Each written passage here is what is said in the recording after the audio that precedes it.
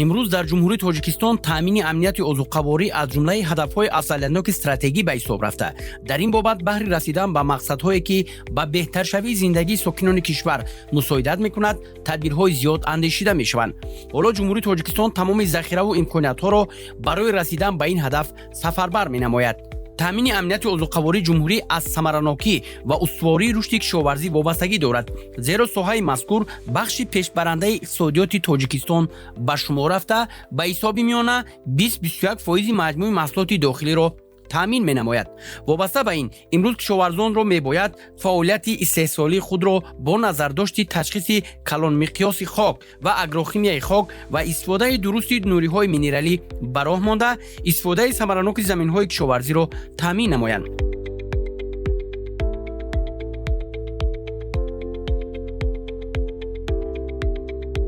نوری‌های مینرالی به سه نوع کلیدار، فسفوری و آزوتی تقسیم می‌شوند که کشاورزان تاجیکستان از همه نمود آن استفاده می‌برند.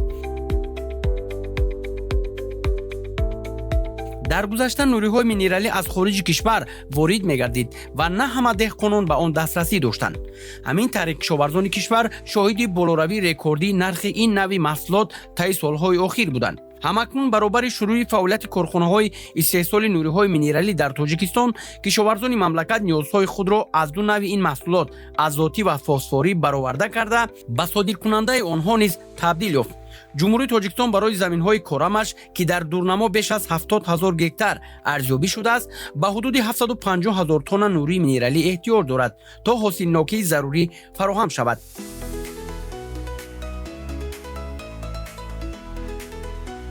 کارخانه آزاد که در دایره دستور سپارش‌های بی‌واسطه پرزیدنت مملکت محترم امامعلی رحمان با مقصد تامین طلبات خواجگیداران و کشاورزان مملکت با نوری‌های مینرالی، بلند برداشتن حاصلناکی زراعت، باز هم بهتر تامین نمودن اهالی مملکت با محصولات عضوقواری و فراهم آوردن جایهای نوی کاری، باز هم صاحبکاران وطنی نوسازی کرده شده با نوترین تکنولوژی شرکت‌های پیشرفته دولت‌های جهان مجهز کرده شده است. بلند برداشتن حاصلناکی زراعت، باز هم بهتر تامین نمودن اهالی مملکت با محصولات عضوقواری و فراهم آوردن جایهای نوی کاری با سهم صاحبکاران وطنی نوسازی کرده شده با نوترین تکنولوژی شرکت‌های پیشرفته دولت‌های عالم مجهز کرده شده است.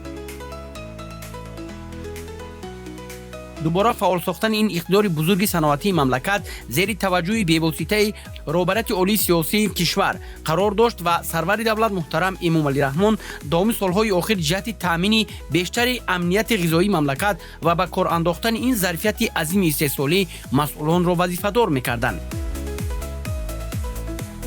در جمعیت سهامی گشاده آزاد اساساً استحصال کربامید، امونیاک، دوکسید کربن، اکسیژن گازی و نیتروژن مائع به راه مانده شده. اقتدار استحصالی آن در مرحله اول 90,000 تن نوری مینرالی را تشکیل می‌دهد. در صورت پورا به کار انداختن خطای تکنولوژی امکان است که سالانه 123,600 تن امونیاک و 180,000 تن کربامید استحصال کرده شود. کربامید در خواجگی خلق، امونیاک برای استحصالات، دوکسید کربن در صنعت سبک خوراکواری و احتیاجات تکنولوژی کارخانه، اینچنین اکسیژن گازی برای طب، کفشری گازی و نیتروژن مائع در خواجگی‌های چاره‌پروری استفاده برده می‌شود. تمام مواد استحصالی کارخانه قبل و بعد از کارکرد در آزمایشگاه معاصر مجهز با دستگاه و تجهیزات نوترین مورد سنجش قرار می‌گیرد. در آزمایشگاه اساساً زنان و دختران به کار جلب شدند.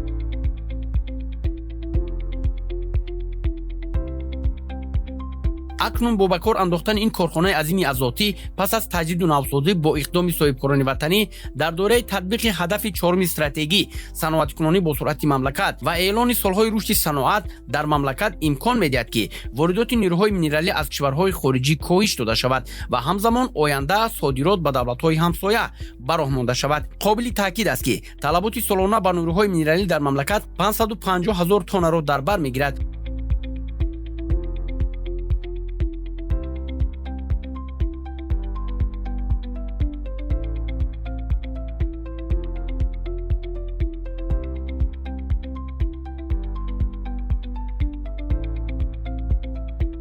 мутахассисони соҳа дар робита ба рӯёнидани ду-се ҳосил аз як замин ба деҳқонон тавсия медиҳанд, ки истифодаи оқилонаи нуриҳои маъданиро риоя намоянд, зеро ин яке аз омилҳои баландбардоштани ҳосилхезии хок ва зироати кишоварзӣ мебошад. ворид намудани нуриҳои маъданӣ ба хок аз рӯи меъёр вобаста ба намуди зироат бояд илман асоснок, яъне дар асоси талаботи растанӣ ва таъминнокии хок бо моддаҳои ғизоӣ муайян шавад. дар ҳолати истифодаи меъёри муқаррари нуриҳои фосфорӣ пуррагии дони гандум таъмин гардида, миқдори моддаи сафеда ва ширешнокии орд дар дараҷаи баланд нигоҳ дошта мешавад. барои афзун намудани ҳаҷми истеҳсоли маҳсулоти кишоварзӣ, меваву сабзавот ва дигар маҳсулотҳо дар баробари дигар чорабиниҳои агротехникӣ, истифодаи нуриҳои маъданӣ аз қабили азотӣ, фосфорӣ, калигӣ, микроэлементҳо ва макроэлементҳо ниҳоят зарур мебошад. аз нуриҳои маъдании азотдор карбамид дар соҳаи кишоварзӣ ниҳоят роли муҳимро иҷро менамояд, зеро ки аз ҳама зиёдтар дар таркиби нурии маъдании азотӣ, яъне карбамид, моддаи таъсирбахш, яъне ба андозаи 46% мавҷуд мебошад, ки албатта таъсирнокии он зиёд мебошад. нурии маъдании азотӣ карбамид на танҳо ҳамчун ғизо аз ҳисоби реша, яъне ки ҳангоми кишти зироатҳо ё коркарди байни қаторҳо ё дар боғу тогзорҳо ва истифода аз реша, на танҳо аз инчунин ҳамчун ғизо ба воситаи барг, яъне ки коркард дар давоми вегетатсия, дар давоми афзоиши зироатҳои кишоварзӣ ва боғу тогзорҳо истифода бурда мешавад.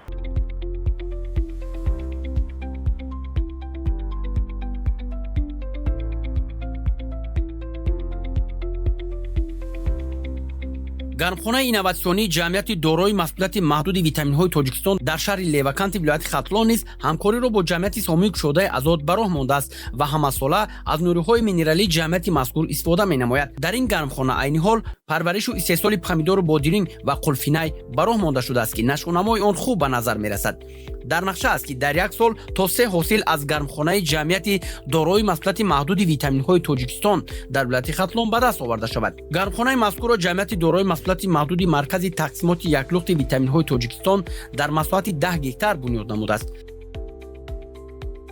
асосан хоҷагидорони ин ҷо аз нуриҳои минералии ҷамъияти сомии кушодаи азот истифода мебаранд ва тавре мебинем нашъонамои қулфинай хеле хуб аст ва онҳо иброз доштанд, ки аллакай соли дуюм аст, ки аз корхонаи азот нуриҳои минералӣ дастрас ва ба сабзавотҳоу зироатҳои худ истифода мебаранд, ки воқеан ҳам боиси фаровонҳосилии онҳо гардидааст ва месазад, ки маҳсулоти ватаниро дастгирӣ кард ва аз нуриҳои минералӣ истифода кард, то ки фаровонҳосилӣ таъмин гардад ва истифодаи чунин гармхонаҳо ба афзоиши маҳсулот дар ҳама фасли сол ва аз ҷумла саҳм гузоштан дар яке аз ҳадафҳои стратегии таъмини амнияти озуқаворӣ нақши муҳим дорад. масъулин ин гармхона сабаби ҳосилнокии худро дар истифодаи нуриҳои минералии ватанӣ арзёбӣ карданд.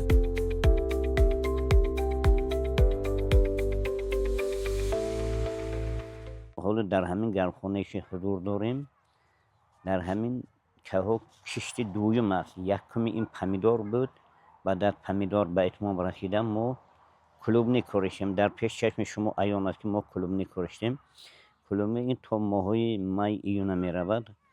барои нарх паст кардани нархи бозори маҳаллӣ мо аз нурҳои минералӣ ҳамин азот бештар аз карбамид истифода бурда истодем, ки вай барои ҳам бақувват кардан, ҳам калон кардани мева, ҳам пухта ба расидан бисёр ба мо мадади калон мерасонад. аз ҳама барои мо нурҳои минералӣ азот хуб аст ини маҳаллӣ, барои он ки ҳам ба даст оварданаш осон аст. бе роҳгиро мо агар хоҳем худаш дастафка карда мебаранд, мо ба ҳама хубаш ҳамина. бе роҳгиро худаш мебиёрад, мо ба мерасонад. беҳад сифаташ ҳам хуб аст. рости гап ки вақте ки ҳамин карбамида метем, ҳам мева калон мешавад, ҳам тез мепазад, ҳам барои реша баъди ваёи кирму ваёи реша худаш кушта мекунад, нобуд мекунад. саноаткунонӣ бо суръат ва таъмини амнияти озуқаворӣ на танҳо ду ҳадаф стратегии миллӣ, балки ояндаи дурахшони ҳар як сокини Тоҷикистон маҳсуб меёбанд. Расидан ба ин ҳадафҳо ба рушди иқтисоди миллӣ, таъсиси ҷойҳои нави корӣ, дастгирии истеҳсолкунандагони ватанӣ ва баландбардоштани сатҳи зиндагии мардум заминаи мусоид фароҳам меорад. ҷамъияти саҳомии кушодаи азод низ бо фаъолияти пурсамари худ дар татбиқи ин ду ҳадафи асосӣ саҳми арзандаи худро мегузорад. гирифтани ду-се ҳосил ва маҳсулоти баландсифат аз ҳадафҳои асосии фаъолияти кормандони ҷамъияти саҳомии кушодаи азод мебошад. айни ҳол дар ин корхона нуриҳои минералии истеҳсоли ватании карбамид, гумат калӣ ва хамираи гуминаро ба кишоварзони мамлакат пешниҳод менамоянд. карбамид барои зиёд намудани ҳосилнокӣ ва ғанисохтани замин, гумати калӣ барои беҳтар кардани сохтор ва ҳосилхезии хок ва хамираи гуминӣ барои баланд бардоштани самаранокии маҳсулот истифода мешавад. аз истифодаи ин маҳсулот кишоварзон на танҳо ҳосили зиёд ба даст меоранд, балки заминҳои худро барои кишти сеюм ва чорум омода месозанд. бо истифода аз маҳсулоти ҷамъияти саҳомии кушодаи азод деҳқонон ба рушди устувори кишоварзӣ ва ҳосилнокии зиёд ноил хоҳанд гашт. кишоварзон аллакай самараи истифодаи маҳсулоти истеҳсоли ватании гумат калӣ ва карбамидро дарк карданд. ба андешаи кишоварзони соҳибтаҷриба, гумат калӣ барои барқарорсозии хок, беҳтар кардани ҷабиши ғизо ва рушди реша ва карбамид манбаи ғании нитроген барои парвариши ҳосили баланд мусоидат мекунад. хамираи гуминӣ яке аз маҳсулоти универсалиест ки дар ҳама ҳолат ва ҳар гуна шароити обу ҳаво, чӣ офтобӣ ва чӣ боронӣ, субҳ ва ё бегоҳ метавон онро истифода бурд. хамираи гуминӣ барои зироат ва растани манфиатбахш ва мустаҳкамшавии растаниҳо, афзоиши решаҳо, нармии замин ва сифати ҳосилхезии он мусоидат мекунад. гумати калӣ ҳамзамон барои баландбардоштани сифат ва барқарор кардани қуввату фаъолияти растаниҳо кӯмак менамояд. карбамид манбаи аълоест ки ба растаниҳо ғизо ва қувват медиҳад. афзалияти карбамид аз он иборат аст ки ба муқобили касалӣ ва зараррасонҳои боғу тогзорҳо ва зироатҳои кишоварзӣ ҳамчун агрокимиё истифода бурда мешавад. дар боғу тогзорҳо ба муқобили инчунин зараррасонҳо аз қабили ширинчаҳо, гулхӯрак ва дигар зараррасонҳое дар боғу тогзорҳо мавҷуданд, ба муқобили инҳо низ истифода бурда мешавад. дигар афзалияти он аз он иборат аст ки солҳои охир бо тағйирёбии иқлим дар заминҳои чарогоҳҳо ва боғҳо дигар зараррасон, яъне гамбусаки майӣ ё ки гамбусаки лалмӣ мегӯянд, ки асосан дар минтақаи ҷануби мамлакатамон васеъ дар чарогоҳ паҳн шудааст.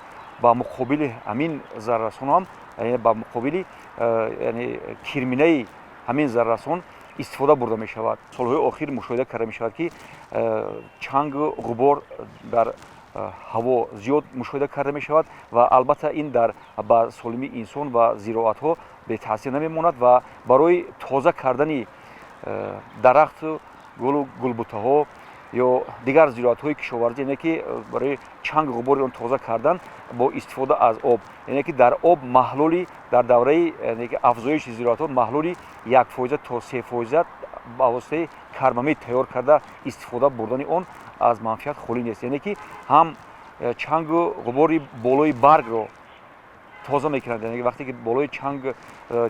ки дар болои барг чанг ҷойгир шуд, албатта ба мубодилаи моддаҳо таъсири манфӣ мерасонад. яъне ки ҳангоми дар болои барг рехтани чангу ғубор мубодилаи моддаҳо суст мешавад. вақте ки мо аз ҳамин маҳлул истифода бурем, ҳам чангу ғубор тоза мешавад ва ҳамчун ҳам ғизои баргӣ, яъне ки аз барг ҳамин дарахт ё ки зироатҳои кишоварзӣ аз ҳамин истифода мебаранд. дигар афзалияти карбамид аз он иборат аст ки ҳамчун хеле ки қайд карда гузашт, ҳамчун нурии маъданӣ, ҳамчун агрокимиё дар соҳаи кишоварзӣ васеъ истифода бурда мешавад ва ин вақте ки кишоварзон ина дар боғу тогзорҳо дар зироатҳои кишоварзӣ ҳамчун нурии маъданӣ ва ҳамчун агрокимиё бар зидди касаливу зараррасонҳо вақте истифода мебаранд, ба муҳити зист ва солимии инсон таъсири манфӣ надорад. афзалияти асосии ҳамин аз он иборат аст, зеро ки барои мубориза бар зидди касалӣ ва зараррасонҳо ва асосан пеститсидҳо, инсектисидҳо истифода мебарад, яъне агрокимиё истифода мебарад, ки албатта ба муҳити зист ва солимии инсон бетаъсир нест, яъне таъсир манфӣ доранд. ана хушбахтона ма ҳамин карбамид вақте истифода мебарем ба солимии инсон ва муҳити зист таъсири манфӣ надорад.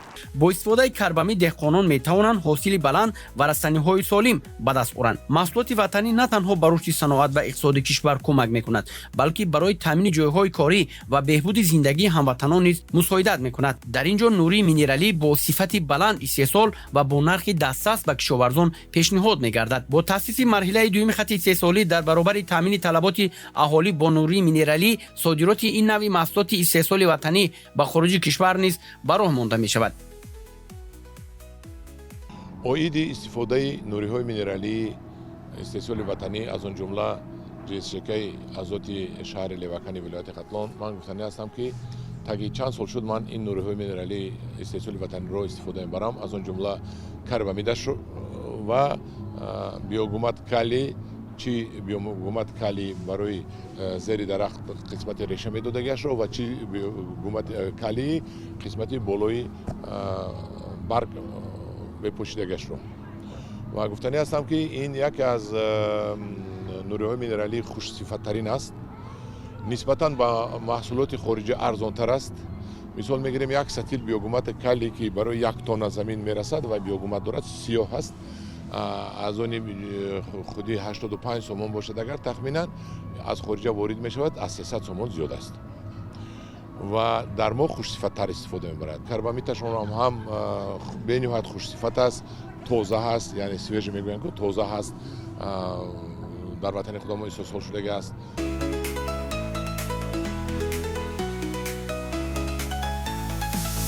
пахтакорӣ дар тоҷикистон як аз бахшҳои муҳими соҳаи кишоварзию саноат ба ҳисоб рафта, ҳамасола ба кишту парвариш ва коркарди он таваҷҷӯҳи махсус равона мешавад. дар айни замон дар саҳроҳои мамлакат маъракаи ҷамъоварии пахта идома дорад. пахта зироатест ки онро бештар барои нах парвариш менамоянд. дар баробари нах аз он чигит, ғӯзапоя, равған, хӯроки чорво ва дигар намуди маҳсулот истеҳсол карда мешавад. пахтакорӣ як аз манбаъҳои асосии таъмини ашёи хом барои саноати сабук ва таъсиси ҷойи кор барои мардум мебошад. пахтакорӣ соҳаи муҳими стратегӣ ва аз нигоҳи иқтисодӣ аҳамиятноку сердаромад мебошад.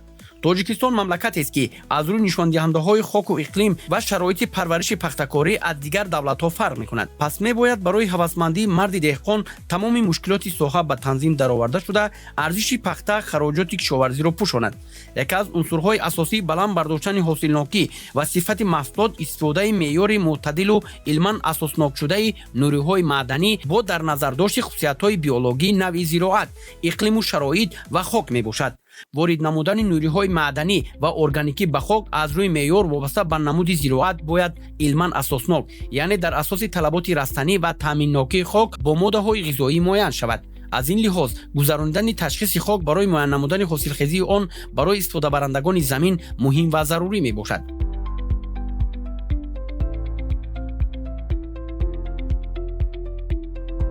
микроэлементҳои асосии растанӣ аз қабили нитроген, фосфор ва калий дар ҳаёти растанӣ нақши муҳим мебозанд. нитроген дар синтези сафеда ва дигар пайвастҳои органикии сафедадор дар растанӣ иштирок намуда, ҷараёни инкишофи растаниро муайян менамояд. фосфор системаи решаҳо ва ташаккули узвҳои генеративии растаниро пурзор намуда, ба таркиби ферментҳо дохил мешавад. дар мавриди аз фосфор таъмин набудани растаниҳо, оксиген ба растанӣ кам дастрас мегардид ки ин якчанд мубодилаҳои химиявиро боз медорад. дар ҳолати истифодаи меъёри муқаррари нуриҳои фосфорӣ, пуррагии дони гандум таъмин гардида, миқдори моддаи сафеда ва ширешнокии он дар дараҷаи баланд нигоҳ дошта мешавад. аз ҳама беҳтарин намуди нурии фосфорӣ барои ҳамаи ғалладонагиҳо аз ҷумла гандум суперфосфат мебошад. калий одатан ба зиёд ва ё камшавии моддаҳои сафеда ва ширешнокии дон таъсир намерасонад. нурии калидор аз қабили калий хлордор ва сулфати калийро истифода бурдан мумкин аст. нуриҳои минералӣ дар афзоиш ва нашъунамои зироат мақоми асосӣ иҷро намуда, бе истифодаи самараноки онҳо зиёд ронидани ҳосили дилхоҳ аз имкон берун аст. илми агрохимия исбот намудааст ки нуриҳои минералӣ ҳамон вақт самаранокӣ баланд медиҳанд ки агар онҳо илман асоснок ва дар асоси ташхиси аниқи агрохимияи хок истифода бурда шаванд. кишоварзоне ки аз нуриҳои минералӣ ҷамъияти сомик шудаи азот истифода намуданд, баландбардоштани ҳосилнокӣ ва рӯёнидани дусе ҳосилро хуб дарк намуда, дар фаровонии бозорҳо ва таъмини амнияти озуқаворӣ саҳм мегузоранд. ҳамин буд ки заҳматкашони шаҳри леваканд дар маъракаи ҷамъоварии ҳосили пахта дар вилояти хатлон ин сол пешсаф шуданд. меҳнати пайвастаи деҳқонони заҳматкаш ва истифодаи дурусти нуриҳои минералии истеҳсоли ватанӣ натиҷаҳои назаррас ба бор оварданд. дар ин росто саҳми ҷамъияти саҳомии кушодаи азод низ бузург аст. бо маҳсулоти ватанӣ замини тоҷикистон ҳосилхезтар мегардад. истеҳсоли миллӣ фахри ҳар як деҳқон аст. ба гуфтаи мутахассисон ҳангоми ворид намудани нуриҳои минералӣ ба ғалладонагиҳо намнокии хок бояд ба инобат гирифта шавад ки дар ин ҳолат самаранокии нуриҳо зиёд мегардад. дар масоҳати 30 гектар пахта киш кардем. иншоалло ҳосилнокимон хуб аст. аз дорои ҷСК азод, ҷамъияти саҳмии азод истифода бурдем. мебинем ки ҳосил нағз аст. ба кишоварзон тавсия медиҳем ки ҳам дорои минералии завода истифода баранд. нархаш ҳам дар расм мебошад, нархаш арзон мебошад. заминҳои худмонда мувофиқ аст. мо аз заминҳои худ тақрибан 40 сентинера интизорем ки ҳосилнокимонро ҷамъоварӣ кунем. нуриҳои ватании худмон заминҳои худмонда мувофиқ аст, аз нархаш арзонтар аст. мақсад мувофиқ меояд худмонда. тавсия медиҳем ки аз нуриҳои минералӣ истифода баранд. нуриҳо дар афзоиш ва нашъунамои зироат мақоми асосӣ иҷро намуда, бе истифодаи самаранокии онҳо зиёд рӯёнидани ҳосили дилхоҳ аз имкон берун аст. илми агрохимия исбот намудааст ки нуриҳои маъданӣ ва органикӣ ҳамон вақт самаранокии баланд медиҳанд ки агар онҳо илман асоснок ва дар асоси ташхиси аниқи агрохимияи хок истифода бурда шаванд. хуб мешуд ки деҳқонон карбамидро ҳамчун нурии маъданӣ ва ҳамчун агрокимиё бар зидди касалӣ ва зараррасонҳо бояд ки истифода баранд. хушбахтона бо ташаббус ва дастгирии бевоситаи ҷаноби олӣ асосгузори сулҳу ваҳдати миллӣ, пешвои муаззами миллат дар ҷумҳурӣ, мо дар шаҳри леваканд корхонаи истеҳсоли карбамид барқарор карда шуд ки корхонаи мазкур бо таҷҳизотҳои замонавӣ, бо таҷҳизотҳои муосир муҷаҳҳаз гардонда шудааст ки ҳаҷми истеҳсоли карбамид вақте баромада шудааст пурра ҷумҳурии моро таъмин менамояд ва ба содирот низ нигаронда шудааст ки ба давлатҳои дуру наздик, ба ҳамсояҳо содирот карда мешавад. ин аз он нишон медиҳад ки сифати маҳсулоте ки аз ҳамин корхонаи нуриҳои азотии маъданбарории шаҳри леваканд истеҳсол карда мешавад пурра ба талаботи, яъне ба меъёрҳои байналмилалӣ ҷавоб мебошад. барои ҳамин ба тамоми хоҷагидорон тавсия дода мешавад ки аз ҳамин нурии маъданӣ, яъне карбамид васеъ истифода баранд. айни замон барои коркарди зимистонаи боғу тогзорҳо ҳамзамон аз ин вақти муносиб истифода бурда тавсия медиҳам ки коркарди зимистонаи боғу тогзорҳоро низ агар ба воситаи ҳамин карбамид, яъне ки аз карбамид истифода баранд, бисёр хуб мешавад. бо тағйирёбии иқлим ҳарорати ҳаво гарм омада истодааст, яъне боришот кам ва ҳарорати ҳаво баланд шуда. як афзалияти ҳамин истифодаи нурии маъданӣ, яъне карбамидро қайд кардан зарур аст ки яъне ки дар фасли тирамоҳ ё зимистон ё ки аввали баҳор вақте ки мо аз ҳамин нурии маъдании карбамид истифода мебарем, то 10-15 рӯз ё аз ин зиёдтар ҳам аз муҳлат пеш кушодашавии мухчаро яъне нигоҳ медорад. яъне вақти ҳарорати ҳаво баланд гардид, масалан дар фасли зимистон вақти ҳарорат баланд шуд, аллакай кушодашавии мухчаро мо дар баъзе дарахтон мушоҳида карда истодем. вақте ки мо аз ҳамин нурии маъданӣ истифода бурдем, яъне ки ҳамчун нурии маъданӣ, ҳамчун агрокимиё истифода бурда мешавад ва инчунин барои пешгирӣ кардан яъне ки аз муҳлат пеш кушодашавии ҳамин мухчаҳо кӯмак мерасонад. нуриҳо дар афзоиш ва нашъунамои зироат мақоми асосӣ иҷро намуда, бе истифодаи самараноки онҳо зиёд рӯёнидани ҳосили дилхоҳ аз имкон берун аст. бо мақсади таъмин намудани талаботи сокинон, хусусан хоҷагидорон ва боғу токпарварони мамлакат бо нурии минералии истеҳсоли ватанӣ, роҳбарияти ҷамъияти саҳомии кушодаи азод дар шаҳри леваканд иқдом гирифтанд ки бо истифода аз захираҳои мавҷуда ва коркарди ашёи хоми маҳаллӣ то марҳилаи ниҳоӣ корхонаи истеҳсоли нуриҳои минералиро бунёд намоянд. ҷамъияти соҳамии кушодаи азод ҳамеша ба истеҳсоли маҳсулоти хушсифат ва дорои стандартҳои ҷаҳонӣ пеш меравад. Кормандони он пайваста кӯшиш мекунанд ки заминҳои нави инноватсионӣ ва устуворро дар истеҳсолоти худ татбиқ намоянд.